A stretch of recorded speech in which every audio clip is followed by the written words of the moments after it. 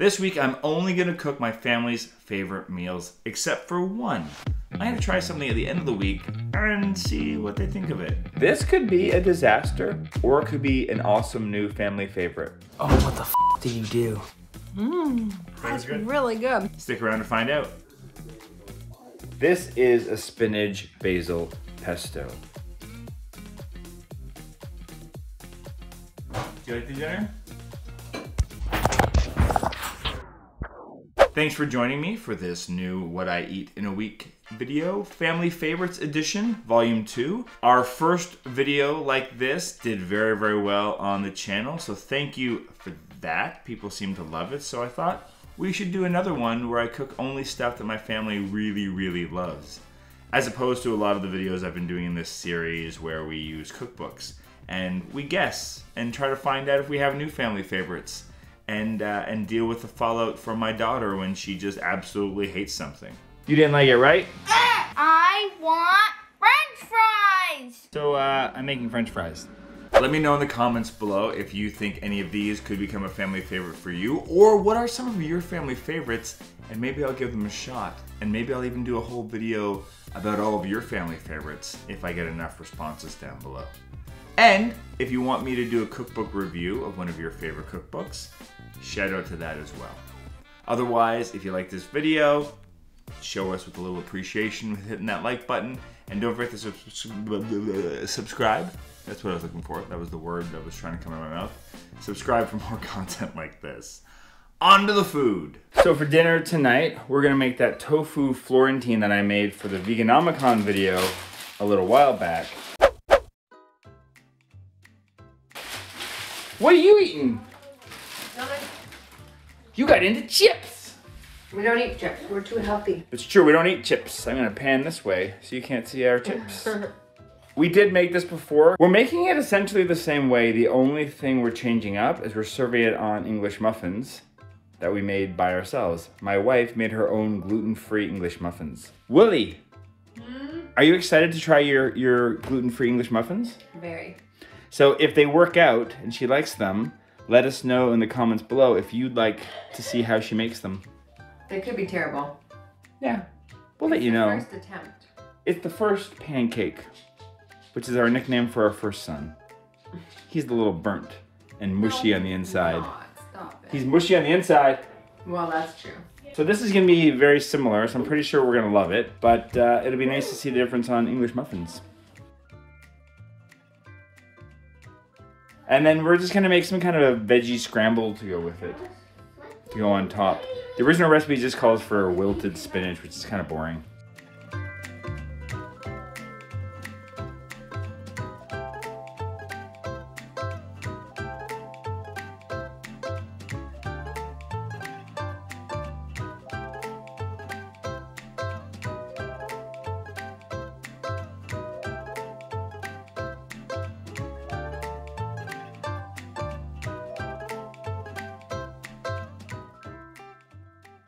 How was dinner? Good. Did you like it better with the potatoes and the English muffins? Do you like the dinner, Annie? Do you like the dinner? I'm gonna take that as a no. Mommy, how was your English muffins? Yeah, I'm gonna try again. The flavor wasn't great. I like my dish again. This is a new family keeper. Big fan. Big fan.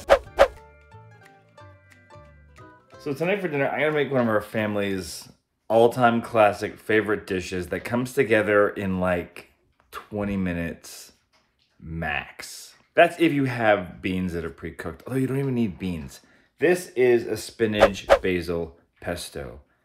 And if you have a food processor and all the ingredients, you can make the pesto while your pasta's cooking. And if you use the right mix-ins for your vegetables, like peas or broccoli, you can cook those in the pasta water. And then you just mix it all together at the end. It's kind of a perfect, simple meal that makes you look like a badass. A badass making pesto from scratch like it ain't no thing. For the nuts here, I usually use cashews because that's what I got. But pine nuts are the token staple. I've used Brazil nuts as well. You know, you can use almond. Probably any nut would work here.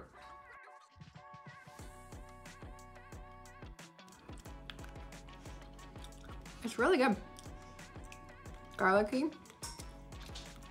There's tomato in it. Yep. Yeah, I can taste that. Yeah, I really like it.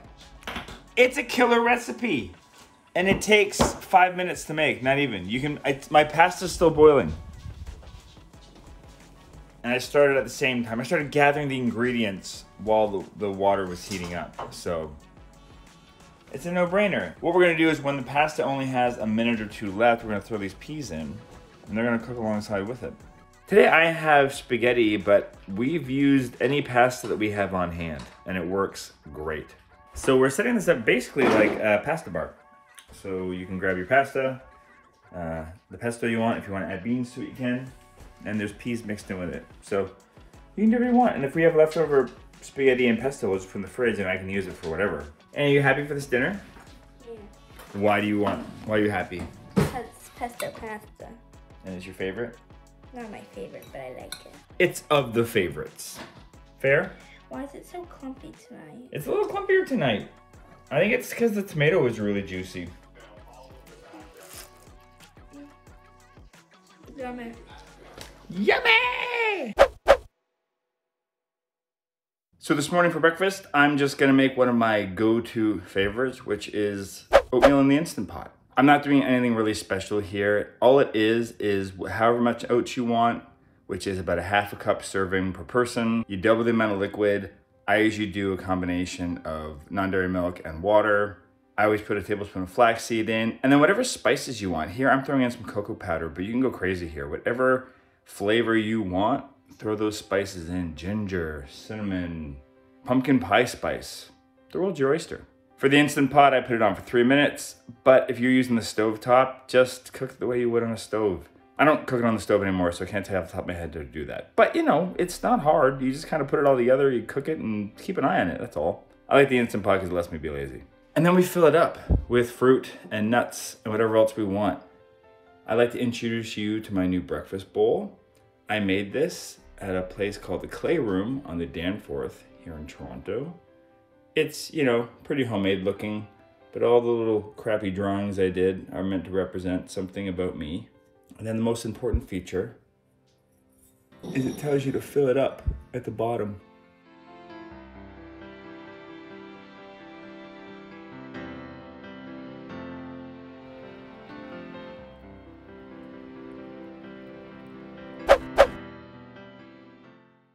It's a cold, crappy day, so I am making some wild rice and lemon soup. This is super simple, and you can swap out the vegetables for whatever you got on hand. It's comforting, it's delicious. It doesn't have any beans in it, so it's a bit of a lighter soup, but that's okay because I made banana bread for dessert. I'll show you how I make that too. It's just comforting, delicious goodness. You can make this in less than an hour for sure.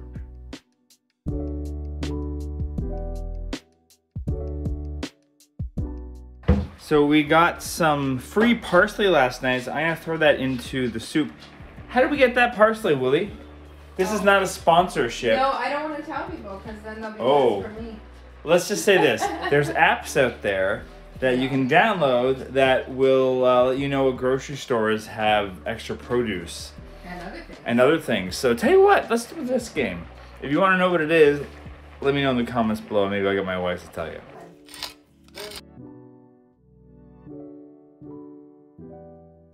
Willie also made some garlic toast. How did you make that? I took some English muffins, I put on some very unhealthy vegan butter, sprinkled some garlic powder on it, and a little cheese on top.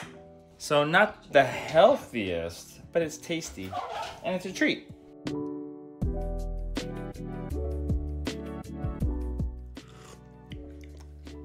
Pretty good. Sour. In a bad way? No. Lemony. Salty lemony, yeah. Banger of a soup. Be really good for you if you have a bit of a cold. The soup is really good. Too lemony? No. It'd never be too lemony. It's okay. I know what you want. I know what you need. It's delicious banana bread. This is my family's go-to recipe. It's more or less engineered by my wife with a few tweaks from me.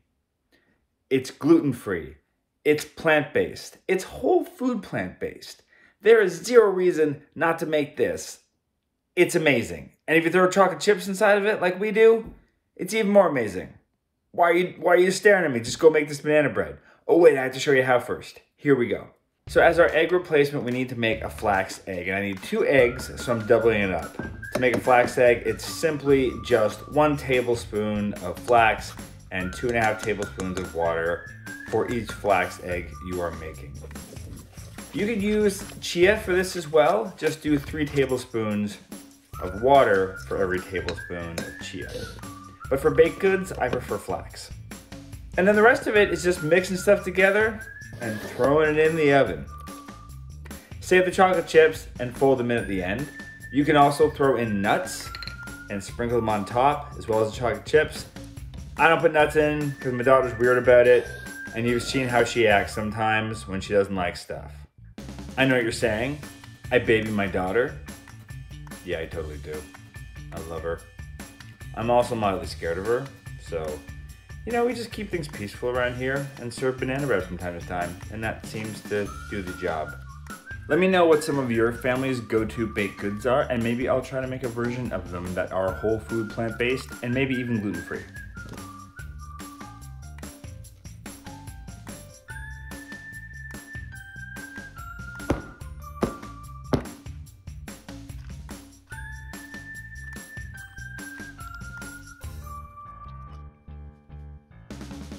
I was cutting the banana bread. Instead, Annie killed it. Do you guys like the banana bread? Can I pick my slice? No, if you cut it, you get last pick. Yeah. Oh! That's the rule, man. Yummy. How is it? Yummy. Is it the best? Yeah. You say it's a family favorite? Depends who makes it. I made it. Annie. Oh, well then if you made it, How's banana bread, Mama? Aren't you need the crumbs on the counter? Yours banana bread's good. What'd you say? Your banana bread's pretty good. Thanks, buddy. Look at Rufus. He's sad. He doesn't get any banana bread. So I have to run an errand first thing in the morning. So I'm gonna make overnight oats, which is probably not a revolutionary thing if you watch channels like mine. But what I'm gonna do, which is one of my favorite things to do, is when a peanut butter or any nut butter jar gets to pretty much empty, I make the overnight oats inside of it. And then what it does is either scrape off all that peanut butter goodness that would normally maybe get tossed out. So, you know, try this and let me know what you think. And then the next morning you just pop it out, mix it up, and just cram it with as much fruit as you want. Or in my case, that will fit in the jar. I know, I eat a lot of fruit. This is about 3 servings. 3 very generous servings. And then I'm just gonna eat it out of here because it's kind of fun to eat your breakfast out of a peanut butter jar. Why wouldn't you do that if you had the option? Great, awesome way to use up the extra little bits inside of your nut butter jars before you recycle them or wash them out to repurpose for other things. These make great things to put stuff in, like, I mean, you could put dry goods in these, like beans or oats or anything. You know, they're really, really good little jars. No reason to check them out if you can find a way to repurpose them. We are making, what are we making, Willie?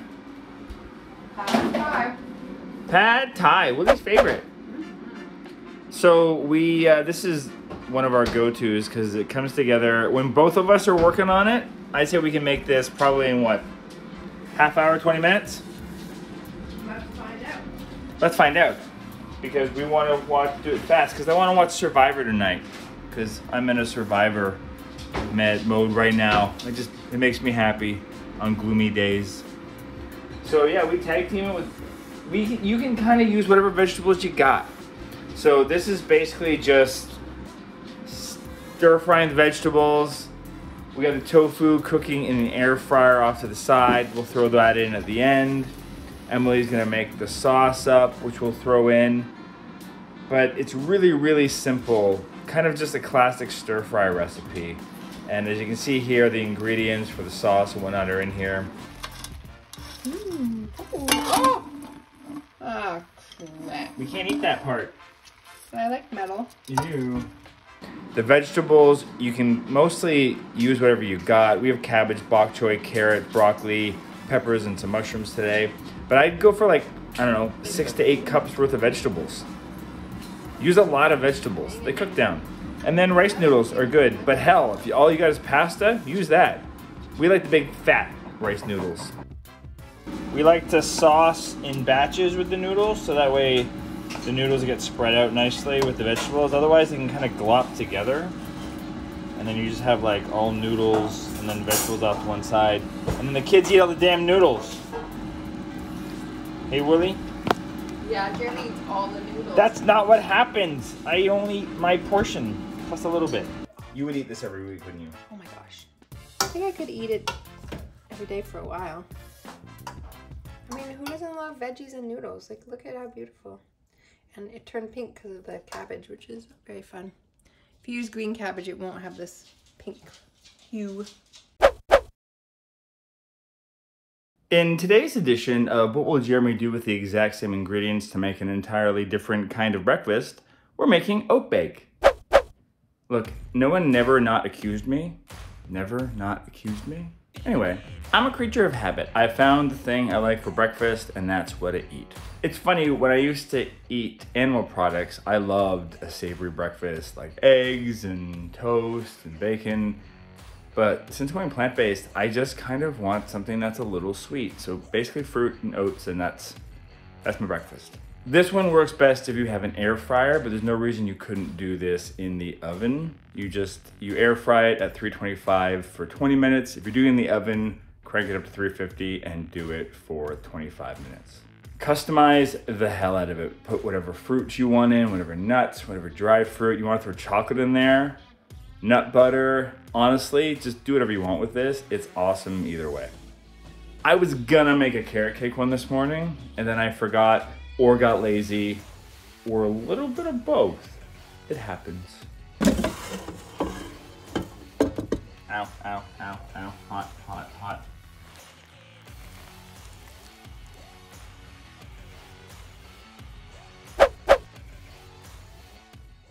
So for dinner, we're just gonna do a really simple, build your own Mexican bowl, wrap, burrito, whatever it is you wanna make. So the only kind of special trick I'll give you is to flavor your rice when you're cooking it. So just add in some spices that will give it kind of a Mexican flair. So we're thinking like lots of chili powder, some coriander, some cumin, maybe a little garlic powder, some salt, some oregano. You know, these are the kind of things. More chili powder than those other things. So probably like a teaspoon of chili powder, then like a half a cumin, and then work your way down. But do that to just make a nice little flavor base. Other than that, we just have some beans cooked. I might mash those with some salsa and try to create like a little refried bean.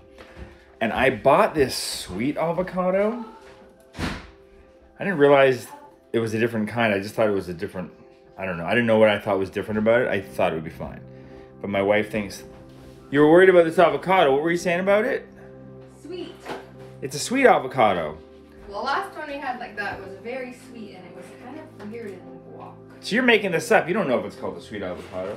No, I never said it was called that. I said it tastes that way. Oh my goodness, I'm an idiot. So let us know in the comments below why we're dumb and what these are called. And if you're supposed, it says on the sticker. It says Slim Cado. There you go. It's like a low fat. They've breeded this to be a low fat avocado. What the hell is Slim Cado? It's a company. Anyway. Let us know if this is what you're supposed to make guac with or not. We usually use, Hass avocados? The really dark ones. They're ones that are more like a pear shape, but really dark and crumbly. Anyway, not these ones. But we're gonna try and make guac out of it and see what happens. This could be a disaster. Ew. I think it's just no good. It's like hard and yet spoiling and yet... I don't want to put that in my body. No, tosser. But... it wasn't sweet though. It wasn't sweet. A little bit, so it must have been. So this would have been fine. Time that we had, though. This, look at that. Last time I bought a big one. Look at that seed. This is called losing the avocado lottery. When you get a seed that. Oh no. Yeah, but look how much avocado is in it. It's true. It's a big avocado. But yeah, that one's no good. So No guacamole tonight, unfortunately. Olives. Olives would be our fat. Good call. Please explain what you're doing. I'm changing the, what is that stuff called? Hollandaise sauce? Hollandaise sauce that we made the other night into like a kind of a cheesy sauce for our Mexican bowl since we don't have any cheese. Somebody ate it all. By somebody, she means both of us, because we both eat it. Mostly you. This is... I didn't finish it, so clearly you finished it. There was the littlest amount left, and I put it on... I made a little crappy sandwich. You take all the leftovers always. Because I love you. Anyway, have you tried this?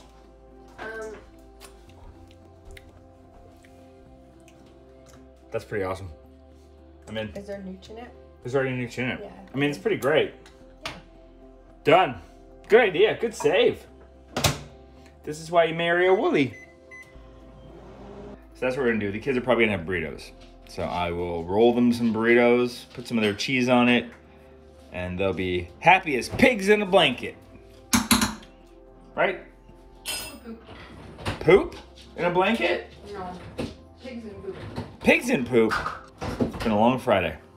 It's Thursday. Today's Thursday? Ugh. And then otherwise, it's just gonna be a lot of vegetables like shredded cabbage, shredded carrots. We got we'll cut up some peppers, and then we'll, smash some salsa on there with some olives. We call that colorization. Yep. So I wanted to make a pudding for our dessert tonight, but my kids complain, or my son complains, that the only pudding I ever make is my chocolate chia pudding. So I'm gonna try to make something fruitier today. I was hoping to make mango, but we only had a cup of mango left. So I'm gonna combine it with banana and see what happens. I'm sort of making this up as I go. But basically I'm gonna blend some fruit together with some coconut milk and a little bit of sweetener. I'm actually gonna use some dates instead of sweetener because why not? A little healthify a little bit, right? Ooh. That's interesting. That's way more banana-y. It's good though. I like it. I like it. And then I'm going to use cornstarch with some lemon juice to thicken it. So I'm gonna cook that on the stove.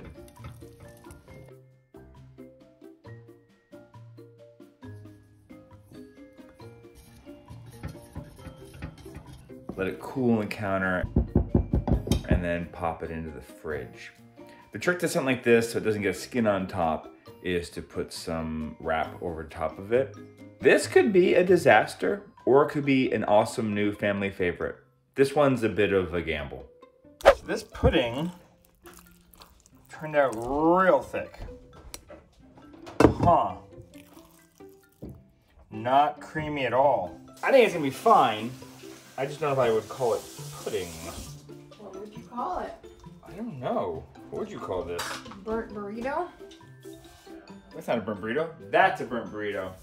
I don't know what I would call this. I would call this an experimental dessert that will probably taste good and look iffy. It looks like rice pudding. Rice pudding without the rice. That's what we're gonna call it. Rice-free pudding. Riceless pudding. Here, just try it. Let me know if you think it's worth serving. Mmm. Flavor's That's good? really good. Yeah? Thanks, Chair. No. So the flavor's good. Oh, it's so good. Let's get the kids to try it. We'll get to try it now, and then I can make What it are the pretty later. chunks? Okay, so the pudding, the texture of this pudding is not amazing looking. Looks like rice pudding. Yeah, we're so calling it good, riceless though. pudding. Just try a little bite. What's A in little- it? So good. Just try it. It's so good. Is it good? No. Oh, I love it. I could eat the whole bowl. I mean, it's okay. What's that, lemon? It's lemon, mango, and banana. Oh, what the fuck did you do? It's good, but it's just like, the texture is just like clumpy. Yeah, it was, the texture's not perfect. But I can fix that next time. Okay, Eve. Flavor though? It's all right.